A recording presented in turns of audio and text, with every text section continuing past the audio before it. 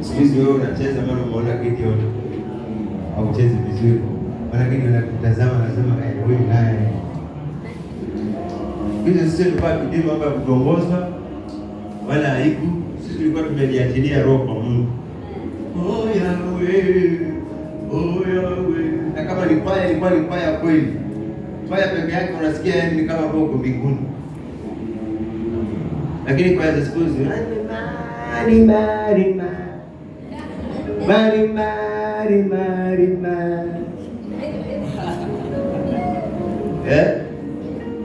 Kwaya.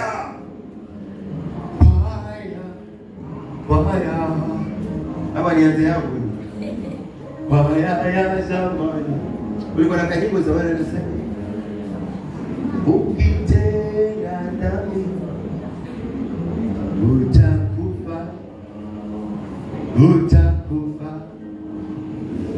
utakufa. Nilisikia siku moja Kenya fulani akiimba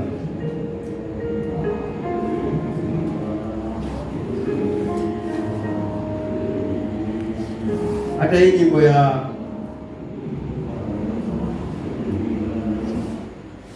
kuna nyimbo nyingine inakuja inanipotea ya zamani, ilikuwa inaimbwa kwaya na hata sifa, sijui Adam na Hawa, sijui whatever ile ya kitambo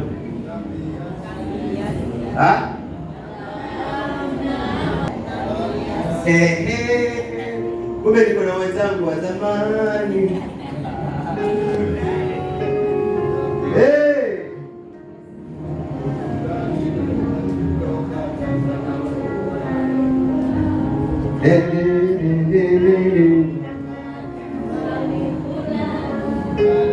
Walilokatazwa na Mungu walikula.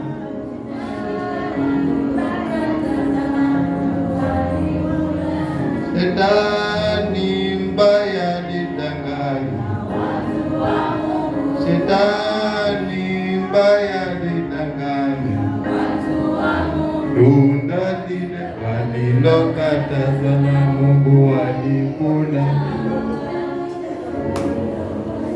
Pigia ndugu makofi mazuri. Sasa usidanganywe ukakula lile tunda lililokatazwa. Unaona nyimbo za zamani zilikuwa zinamsema watu ukitoka hapo unaenda kuuliza mamako, tunda ni nini?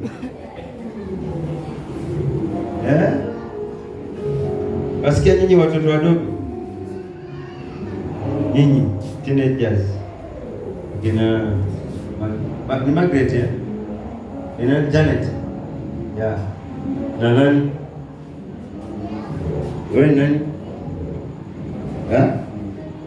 Lois. And you? Esther. And you? Naomi. Na wewe? Jessica. Esther. Take care. Nasikia? Mwambie mwenzako take care. Mwambie vizuri, mwangalie, msalimie na mikono. Wewe geukia huyu. Ndio huyu. Wewe ambia huyo. Wewe unaambia nani hapa? Mwambie kwa makini na maisha. Usidanganyike. Unaona vile maisha yako magumu.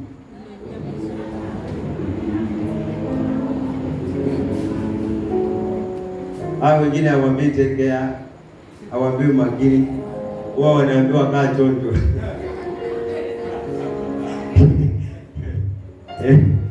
Si ndio?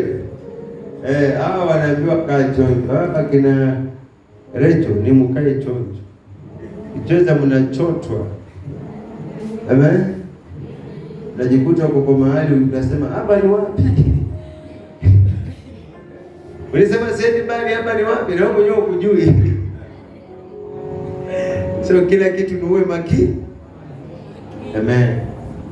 Siku hizi jamani, maisha ni magumu. The moment tunapoendelea, pesa inapanda, uchumi unapanda. Usipokaa makini utajikuta unapangwa. Wazazi wetu wanatuambia, wanatuonya, akili kichwani mwako. Kubali udanganyika ama ukubali kushawishika, si ndio kijana? Amen. So sitaki kupoteza muda, wacha niwaalike wale ambao wanahubiri. Nimeambiwa ni nani na nani? Magdalena ndio kama haya. So sisi tunangojea neno, tulisho neno na tukule neno. Amen. Sababu neno ndio number 1 kwa kila kitu. Neno ndio kila kitu. Neno ndio mwanzo. Hapo mwanzo kulikuwepo, naye neno alikuwepo kwa, naye Mungu alikuwa ni yes. Kumbe unajua.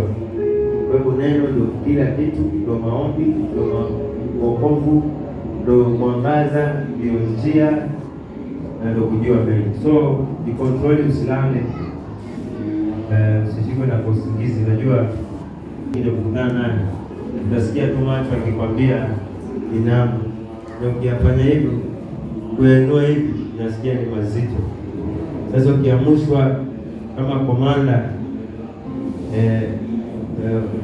anakuja hapo ule, unaona ile pastanana bila liamusha mwingine. Wewe amuka, usilale, toka hapa, rudi kule nyuma. Na wewe bora unamwona mwenzako analala na ndio mwamuzi. Anasema kila mmoja bebe msalaba wake. Maana alikuwa amepigiwa. So si vizuri kulala, hata Yesu alikuwa anaamsha wanafunzi wake. So jikaze. Mimi hata ukiniona pale nasinzia, nimefanya kazi nyingi leo sana, nimeshinda hapa kanisani, lakini sitalala. Amen. Na tulikuwa na kesha ya mapastors hapa Neema. Hii kanisa hapa tulikuwa tunakutania, tunaomba. Grupu kubwa ya mapastors wametoka kutoka Mtongwe, wapi, wengine hata ni wageni kutoka town. Amen. Haleluya. Tukakutana tukaomba. Amen. So mambo ni mengi, na hii wiki yote tumekuwa busy, na hata leo nimeshinda nikipanda kuja kurekebisha mabati, uteba na mafundi, ile tu hapa weka hapa hivyo. Bati nilikuwa nimeanza kitambo. So hata nilikuwa na watoto wangu wengine hapa. Wow. So hakuna kitu rahisi, lakini ni kujitolea. Mungu awabariki sana, na wapenda bila mjui. Wewe ni wa maana kubwa kwangu, kwa sababu umetumwa utembee pamoja na mimi na wewe, na Roho wa Mungu akiwa kianzo cha kutuongoza. So karibu sana Pastor Magdalena. Welcome Pastor. Welcome Pastor.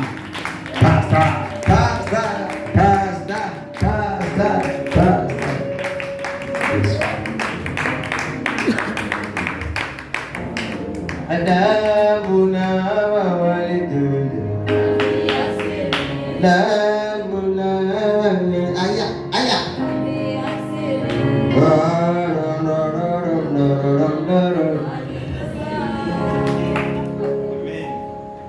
Amen.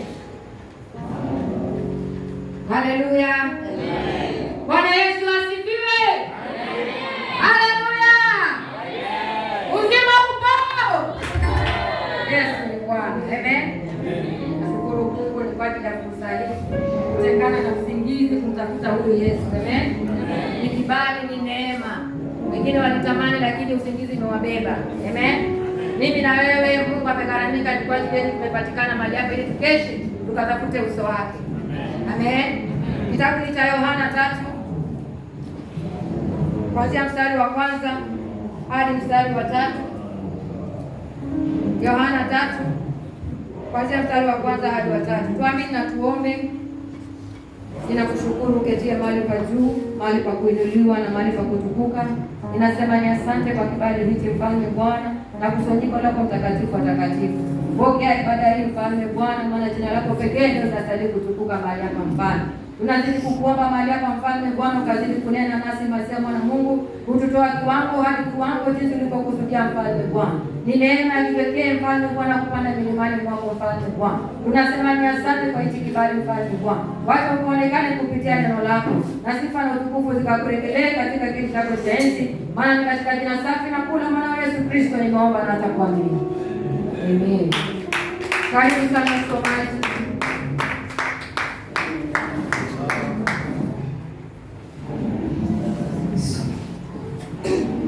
Amen.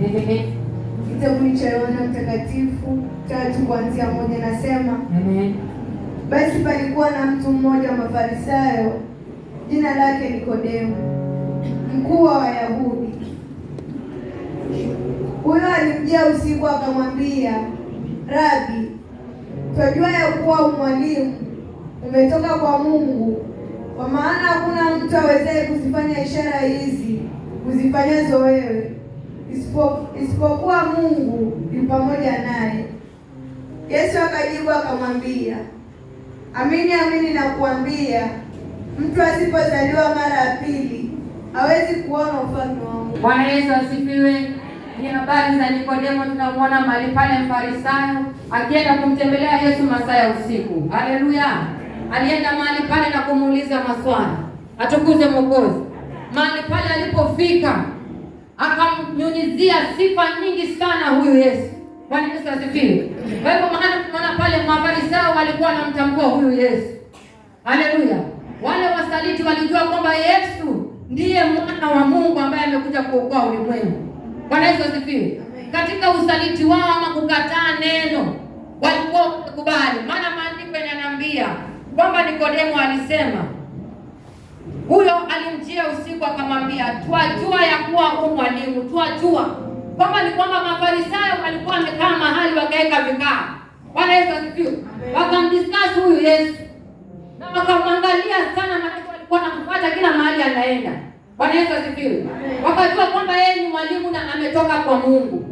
Hata wakati wanamkataa, wakati wanamsaliti na kumtafutia mabaya, walijua hakika huyu ni mtumishi wa Mungu. Bwana Yesu asifiwe. Kupiga picha si ati hawajui. Bwana Yesu asifiwe. Wanajua kwa hakika kwamba wewe unamtumikia yule Mungu wa kweli. Ndio maana ndicho chanzo cha vita kwako. Bwana Yesu asifiwe. Kwa sababu unamtumikia yule Mungu wa kweli. Haleluya. Mahali pale alipomlimbikizia sifa nyingi mahali pale. Sikumuona Yesu akifurahi akasema, asante sana, ninashukuru Mafarisayo kwa maana mmenitambua kwamba nimetoka kwa Mungu. La hasha. Bwana Yesu asifiwe. Maana Yesu hakuwa na shida ama kutaka sifa za wanadamu. Hakutaka shughuli na sifa za wanadamu. Hakujishughulisha na hizo sifa ambazo Nikodemo alikuwa anamnyunyizia mahali pale. Bwana Yesu asifiwe. Alikumbuka lile lilikuwa limemleta katika dunia hii ili kuokoa nafsi ya wanadamu. Bwana Yesu asifiwe. Alipofika mahali pale na sifa kumwambia, tunatambua kwamba wewe ni mwalimu, tunatambua kwamba umetoka kwa Mungu, maana kazi unafanya sio kazi ya wanadamu, ni kazi imetoka kwa Mungu, kwamba wewe ni mtumishi wa Mungu. Bwana Yesu asifiwe.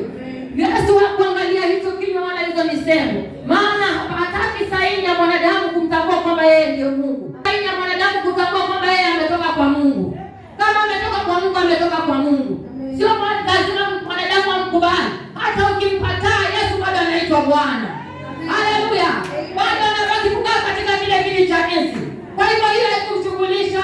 Haleluya. Alitambua ni nini kilikokuwa kimemleta. Akamwangalia kaona hii nafsi inafaa kuokolewa. Bwana Yesu asifiwe. Akakumbuka chanzo cha kutoka mbinguni na kushuka katika hiyo kiti chake na kufika mahali hapa ni kwa jina nafsi ya Nikodemo. Bwana Yesu asifiwe. Akaanza kazi ya wokovu mahali pale. Bwana Yesu asifiwe. Wewe mtoto wa Mungu, jinsi ulivyo, kataa sifa za wanadamu.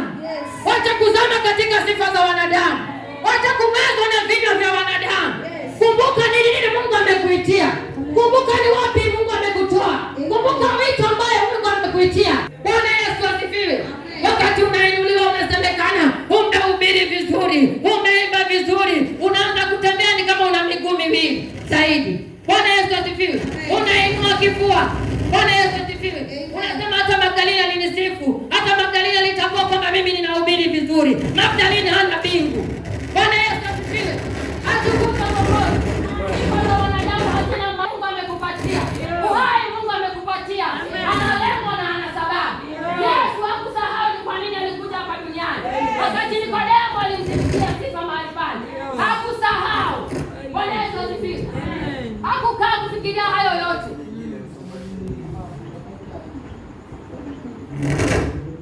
Bwana Yesu asifiwe. Amen. Mtoto wa Mungu, uko mahali hapa. Aliyekuita ni Mungu aliyekuumba. Akakujalia neema ya wokovu. Wengi walitamani kuokoka. Ni neema kujua huyu Yesu. Ukimwona mwingine amekesha hapa.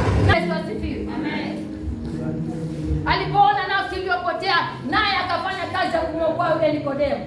Na hata Yesu hakujibu. Bwana Yesu asifiwe. Akamwambia, Mafarisayo pia mmenitambua. Ninashukuru. La, hakutaka kujua hiyo. Kwa maana yeye anajitambua. Haleluya. Anajitambua kwamba yeye ndio Masihi. Atukuzwe Mwokozi. Anatambua kule alikotoka na kule anakoenda. Je, mpendo, unajitambua wewe ni nani? Je, unajijua wewe ni nani? Katika dunia hii ambao umefikishwa hapa na Yesu Kristo, unajitambua wewe ni nani? Ama mpaka mwanadamu akuelezee ndio uanze kujua wewe ni nani? Jiuliza maswali wewe na baba yako aliyekuumba. Umetokea wapi? Uko hapa kwa ajili ya nini? Bwana Yesu asifiwe. Ili usiumbishwe na wanadamu. Maana utakuja na ripoti tofauti kila kukicha. Na utakuwa kugeuka maana huyu alisema hivi na huyu alisema hivi. Kama nia yako iko wapi? Aliyekuita ni nani? Aliyekuumba ni nani? Aliyekuamsha kila asubuhi ni nani? Aliyekupenda na kugharamikia na kukuweka mpaka wa leo ni nani? Uhusiano wako na yeye ni nani? Jitambue mtoto wa Mungu. Jielewe mtoto wa Mungu. Katika hii karne umezaliwa, katika hii dunia, katika hii nchi umewekwa, una lengo na sababu. Bwana Yesu asifiwe. Bwana Yesu asifiwe. Kuna pande yako katika hii dunia. Kuna mpango wako ambaye Mungu alikuwekea. Bwana Yesu asifiwe. Kuna yale Mungu amekupangia ili wewe ukapate kutimiza. Kuna faili yako. Bwana Yesu asifiwe. Na hiyo tu utaifanya wakati uko na mahusiano na baba yako aliyekuumba. Haleluya. Uwe na mahusiano na uwe na hakika. Uwe sure kwamba aliyekuita ni Yesu Kristo. Bwana Yesu asifiwe. Hata wakija na usiku kukulindikizia sifa ama kukuwekea maneno, utakuwa na msimamo. Utakuwa na mwelekeo. Utaelewa ni nini Mungu amekuitia. Bwana Yesu asifiwe.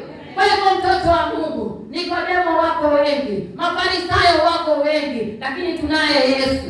Yesu anafanyika mfano bora. Ni kwa ajili yangu mimi na wewe. Bwana Yesu asifiwe. Wakati utatembelewa katika giza, utatembelewa katika giza, utatembelewa katika utupu, utatembelewa katika ukiwa, wakati hauna chochote. Bwana Yesu asifiwe. Watakuja na watakushauri njia zingine. Je, utasimama na huyu Yesu? Haleluya. Huwezi kusimama naye kama hujajitambua wewe ni nani na ni nani unamtumikia. Maana watafika wakati unahitaji. Bwana Yesu asifiwe. Watakuja wakati unaukiwa, unautupu, uko katika jangwa, una kiu. Bwana Yesu asifiwe. Wakwambie tuzame hivi. Haleluya. Lakini kama unajitambua, utasema Yesu ni Bwana. Hautakubali hizo njia zao. Bwana Yesu asifiwe. Atukuzwe Mwokozi. Jitambue jinsi Yesu alijitambua. Haleluya. Maandiko yananiambia katika kitabu cha Matendo ya Mitume, wakati kanisa la kwanza lilianza, wale watu walikuwa wanakusanyika, mataifa wakawaangalia, wakasema hao watu tabia zao ni kama za Kristo Yesu. Bwana Yesu asifiwe. Toka hapo wakaanza kuitwa Wakristo. Bwana, tabia zao zilifanana na Kristo. Haleluya. Hawakujiita, waliitwa na wengine, maana walifanana na yule ambao walikuwa wanamtumikia. Bwana Yesu asifiwe. Je, sisi tunafanana na Kristo? Haleluya. Tumefika kesha kumtafuta huyu Yesu. Je, tunafanana na yeye? Mtu atapangalia kuita wewe ni Mkristo, ama utaitwa Beitwa Suzana. Bwana Yesu asifiwe. Maana iko katika Biblia. Kuna Suzana wako makahaba, kuna Magdalena ambao wako jela. Bwana Yesu asifiwe. Tofauti yangu na yao ni vipi? Atukuze Mwokozi. Mtambue Yesu Kristo. Pata mahusiano yako kama wewe na Yesu Kristo, si yako na kanisa. Bwana Yesu asifiwe. Mahusiano yako personal na Yesu Kristo. Kuwa na mienendo yako na huyu Yesu Kristo. Kuwa na mahusiano, kuwa na maongeo na huyu Yesu Kristo.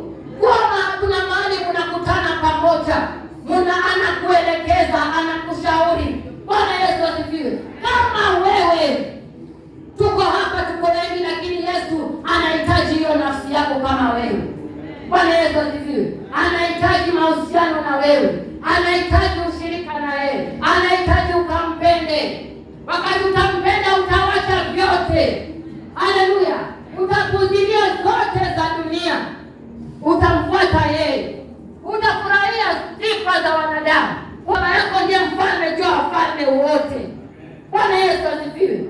Haleluya, watoto wa Mungu. Kwa hivyo tumpekeze macho yetu kwa huyu Yesu Kristo. Tufanane na yeye. Amekuwa mfano bora mahali hapa. Ni kwa ajili ya Mafarisayo, ni kwa ajili ya Masadukayo na walimu wa dini. Watu wajanja ambao wanakuja kutunifikisia sifa tofauti, kututoa katika uwepo wa Bwana. Bwana Yesu asifiwe. Usisahau wito ulioitiwa mtoto wa Mungu. Usisahau gharama ya wokovu. Usisahau gharama ya ile damu ilimwagika pale msalabani. Usiwe mtu wa kuyumba.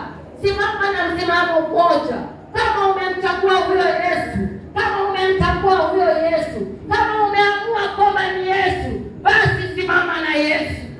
Bwana Yesu asifiwe. Atakushauri yeye mwenyewe. Yeye pekee ndiye anayo uwezo wa kutufikisha mwisho wa dahari.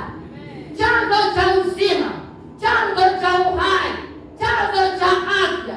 Siku ya leo wewe kupatikana ni Yesu Kristo. Haleluya. Hiyo pumzi unayovuta siku ya leo ni Yesu Kristo. Kwa hivyo kamatana na yeye na tubarikiwe sote pamoja.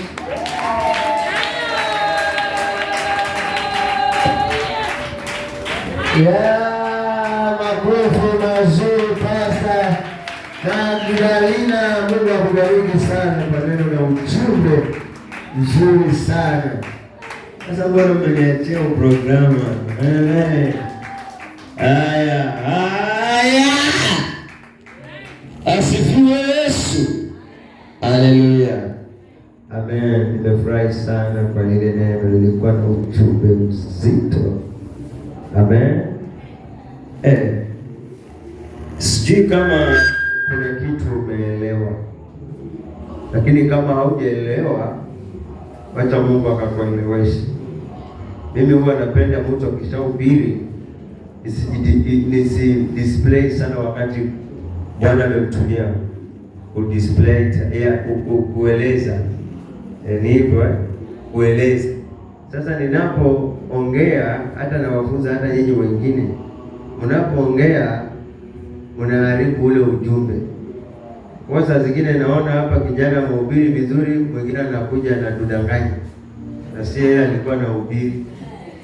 Wajua ukiwa moderator, amen, unaona vile ujumbe umeenda, uache hivyo, maana Mungu amemtumia na sababu. Kama kuna mwingine hana masikio, ako na hoteo, atatoka na usiku. Sasa yule hata ukijaribu kumweleza unaharibu ule ujumbe. So ukiwa moderator usiongee sana, si wewe ulikuwa na ubiri, ngoja wakati wako ndio utuhubirie, utuambie na wewe. Si ni sawa? Kwa hivyo mimi nimeshukuru, hata mimi nilikuwa nahubiriwa. So ukiwa moderator mahali popote ninakufunza, hata kama una moderate kitu chochote. Amen. Usiwe mtu wa bashasha mwingi. Hii si matanga. Sio matanga, ni mahubiri. Yule aliyechaguliwa ndio alikuwa na ubiri. Wewe hujachaguliwa, hata unatuongoza tu, lakini aliyechaguliwa tuhubirie ndio huyo. Amen. So hapa mnachukua muda mwingi ya kwa mtu amehubiri, tena wewe unasikula wewe. Neno limekwambia nini? Wewe usametoka amekwambia. Huwa nawaona hapa. Huwa nawaona hata saa zingine huwa nawakata kama na post. kwa sababu si chakula yako kakukata. Unaongea nini? Wewe alika akuje, akishamaliza endelea na project na ni zingine. Yule mwenye kuhubiriwa amesikia, si hivyo? Ninawafunza hivyo ndio kumoderate. Yes, asante kwa yule amesema Kizungu. Unajua maana ninaongea Kiswahili sana akaweka yes. So naona saa zingine hizo yes huwa zinasaidia. Kuna mwingine aelewe maana ya yes na kuna mwingine anaelewa maana ya yes. So sema yes. Usimoderate. Ukiona tuna moderate sana hivi unatuboa. Hata saa zingine mimi huwa naona kusinywa pale. Anachukua dakika 15. Mhubiri amechukua 30 minutes. Wewe unachukua 15 minutes ama 30 minutes. Unaeleza tena kutoka hapo unaimba mpaka unashinda yule ambao umemwibigwa ama ubiri. Neno ni kwa nzuri sana. Unajua whatever deketaka mamuli wa Mungu akaanza akapigi idadika hapo. Labda kutoka hapo haya turuke sasa tucheze. Mimi sienuki. Umekula hiyo time ya kuruka. Amen. So tujifunze kumoderate. Amen. Huwa napendezwa na Sunday school. Sunday school huwa ni wazuri. Hakuna siku anachukua muda kama hao wengine. Sunday school ukihubiri, mhubiri vizuri, mhubiri vibaya, shauri yako. Mimi ni moderator. Anasema neno lilikuwa ni ile tumebarikiwa tutoe sadaka. On the spot. Ukishakuwa unatoa sadaka tunakuimbia sifa, ukishamaliza kutoa sadaka, haya tualike kiongozi wa teenagers. Si hivyo? Mimi wana watazama na huwa ni wazuri sana. Na Mungu awabariki. Umeshinda hizi hekima zingine hizi. Mtu amehubiri alafu bado anasema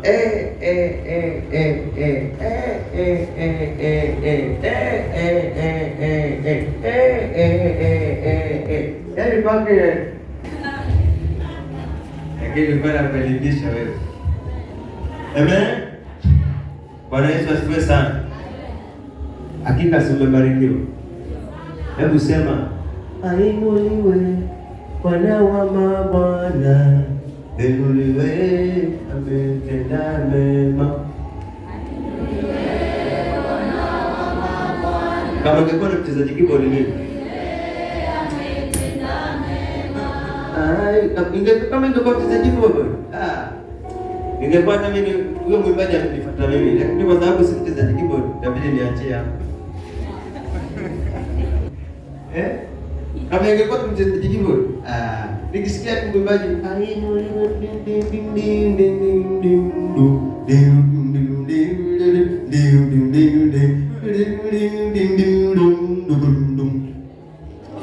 unajua kucheza keyboard. Ding ding ding ding ding.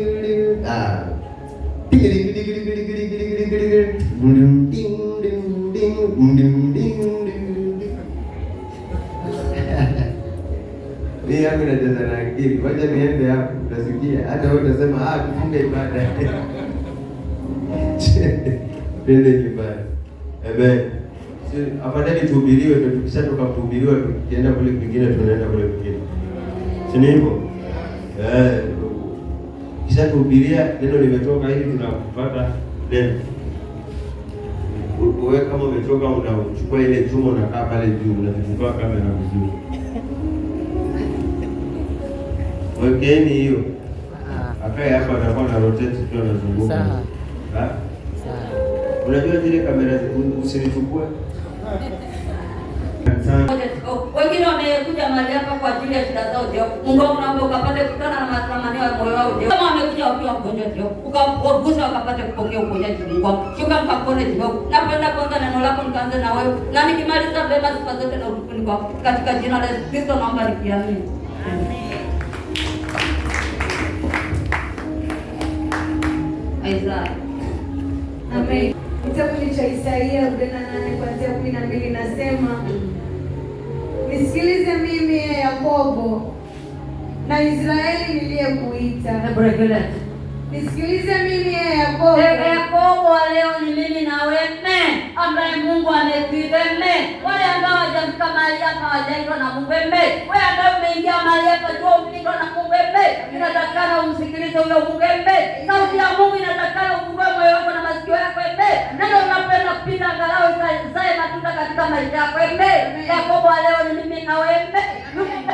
Kwa Yesu Yakobo. Yule ameingia katika nyumba ya Mungu yote na Yakobo. Ambaye ameitwa na Mungu asikilize neno la Mungu. Nisikilize mimi Yakobo na Israeli niliyekuita. Mimi ni wa kwanza na mimi ni wa mwisho. Nasikia Israeli ambaye aliyeitwa. Israeli ni mimi na wewe. Tumeacha vitanda vyetu tumekuja kwa ajili ya Mungu. Mimi na wewe ndio tumeitwa. Na Mungu wetu anasema yeye ndio wa kwanza tena ndio wa mwisho. Wewe ndio unaenda ukijidai kwamba wewe ndio wa kwanza. Leo hii jua kwamba Mungu ndiye wa kwanza. Mungu ndiye anakuongoza kwa kila kitu. Tena ndiye anakulinda yeye ndio wa mwisho. Kwa hivyo utembee huko nje usijidai kusema wewe ndio wa kwanza. Ndio wa kwanza ni Mungu. Na wa mwisho pia ni Mungu ndiye anakulinda. Kiongozi na mwisho ni Mungu pekee yake. Kwa hivyo ukitembea ujue kwamba Mungu ndiye wa kwanza na tena ndiye yako nyuma yako anakulinda. Naam. Mkono wangu umeweka msingi wa dunia. Nasikia msingi wa dunia uliumbwa na Mungu. Wewe ambaye unajikamba na dunia kusema dunia ni yako, jua msingi wa dunia uliumbwa na Mungu. Kama uko na mali yote hapa duniani, jua hiyo ni mali ya Mungu. Msingi wa dunia ni wa Mungu. Na mkono wangu wa kuume umezitanda mbingu. Nasikia pia mbingu zinatanga na Mungu. Kwa hivyo wewe mwanadamu una chochote hapa duniani. Kila kitu ni cha Mungu. Mkono wangu wa kuume umezitanda mbingu. Nizitapo usimama pamoja. Nasikia mbingu zikiitwa. Wewe ni nani ukiitwa na Mungu zikubali kusikia sauti ya Mungu? Kama mbingu zitasimama pamoja, wewe ni nani mwanadamu? Inatakana ukiitwa na Mungu kubali. Ukiitwa kufanya kazi ya Mungu kubali. Mbingu zinasimama pamoja. Na sisi ni wakina nani tusisimame pamoja? Sasa hapa tumekutana tuko pamoja.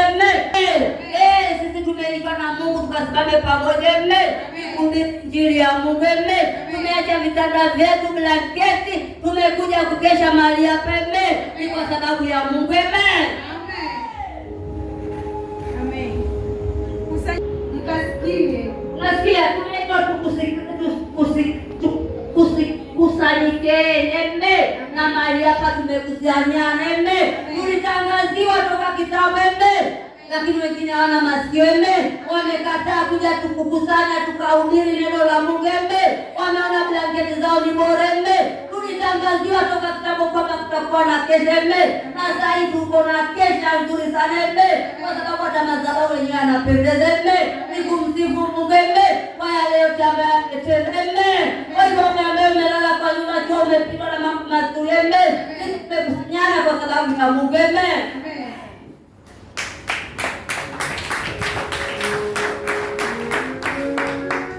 Kusanyikeni ninyi nyote mkasikie. Ni nani miongoni mwao aliyehubiri haya? Nasikia tunaulizwa hilo swali. Ni Yesu Kristo ndiye alihubiri haya. Ndipo tunapata si mwongozo wa Yesu, hakika tungekuwa tunahubiri. Kwa sababu Yesu alitangulia kuhubiri. Ndipo na sisi tumefuata nyayo zake. Kwa hiyo kusanyana kwa sababu ya kuhubiri neno la Mungu. Ambaye tunaongozwa na Roho Mtakatifu. Bwana amempenda, atatimiza mapenzi yake juu ya Babeli, na mkono wake utakuwa juu ya Wakaldai. Nasikia mapenzi ya Mungu yatatendeka. Yote ambaye anakukwaza hakika huo mkono wa Mungu utakuwa juu yake. Huyo Babeli ambaye anakutatiza, jua mkono wa Mungu utakuwa juu yake. Kama ni mchawi, huo mkono wa Mungu utamgusa huyo mchawi. Ina devil, Mungu atawagusa. Mkono wa Mungu utakuwa juu yao.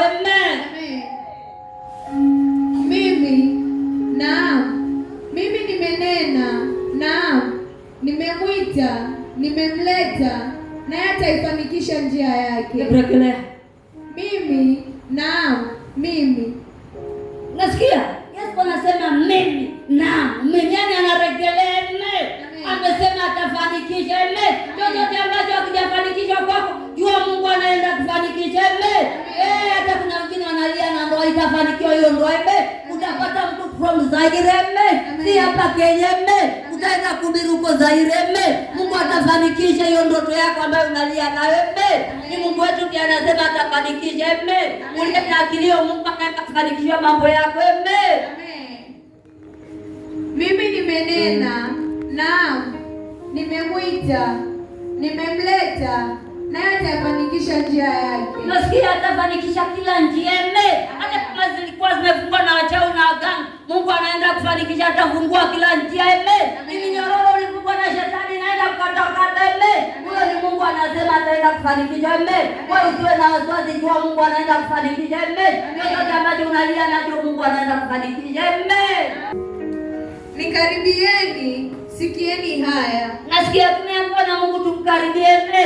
Wengine wamelala kwa mablanketi yao, hataki kusikia maneno ya Mungu mme. Lakini sisi tumetii sauti ya Mungu mme. Tumemkaribia, tunasikia neno la Mungu mme. Tunasikia hiyo neno la Mungu mme. Na mwenzangu ambaye umeingia hapa, pokea hiyo neno mme. Sio kama umeacha blanketi yako bure na ukarudi nyumbani bila chochote mme. Sikia neno la Mungu mme. Yerusalemu ukija hapa neno tu saa zote mme. Kuna wengine hawapendi neno mme. Wanaona tu watu wanawezeka mme. Pokea neno la Mungu mme. Hiyo ndio chakula ya kiroho mme. Nikaribieni, sikieni haya. Tokea mwanzo sikunena kwa siri, tangu yalipokuwapo mimi nipo. Na sasa Bwana Mungu amenituma na roho yake. Nikaribieni, sikieni haya. Tokea mwanzo sikunena kwa siri. Nasikia Mungu akaneni kwa siri. Aliye na maana lazima akae na ushuhuda mme. Ukishaokolewa na Mungu utakuwa na haya na Mungu mme. Hakuna siri yoyote mme. Hata kama ulikuwa mrogaji lazima utatamka mme, ulikuwa unaroga watu mme. Mungu wetu aneni kwa siri mme. Akishafungua na kufungua kabisa mme. Amen. Tokea mwanzo sikunena kwa siri, tangu alipokuwapo mimi nipo. Nasikia Mungu wetu yuko mme. Tangu mwanzo Mungu yuko mme. Wewe ulizaliwa jana mme, lakini tangu mwanzo Mungu yuko mme. Kwa hivyo usijione mme. Hakuna mtu anatarajia kupata hasara mme. Kila mtu anataka kupata faida mme. Tumeacha vitanda vyetu tusikie neno la Mungu, litujenge tukapate faida mme. Mungu wako nikufundishaye ili upate faida, nikuongozaye kwa njia ikupasayo kuifuata. Unasikia? Tunafundishwa neno la Mungu mme, tukaweze kupata faida mme, na atuongoze mme katika njia ambazo zinastahili mme. Yerusalemu hakika imetujenga, mimi imenijenga mme. Nikwambia wakati nilikuwa yale makanisa mengine ya SK, sikuwa napata neno mme, ni nyimbo peke yake, lakini saa hii neno mme linaniongoza nipate faida mme, nikatembee katika njia ambayo inapendeza Mungu mme. Kitabu tulikuwa tunatembea katika vichochoro vyote mme, kwa sababu kulikuwa hakuna neno mme. Kienda pale muimbe mwende nyumbani mme, hakuna neno mme. Na kitabu niingia Yerusalemu napokea neno mme, inaniongoza katika njia ambayo inampendeza Mungu mme. Laiti ungalisikiliza amri zangu, ndipo amani yako ingalikuwa kama mto wa maji, na haki yako kama mawimbi ya bahari. Nasikia laiti ungesikiza amri za Mungu mme. Unaona unateseka, unapata shida kwa sababu usikize amri za Mungu mme. Ungekuwa unatembea katika amri za Mungu, hakika ungekuwa wewe ni tajiri sana mme. Hakuna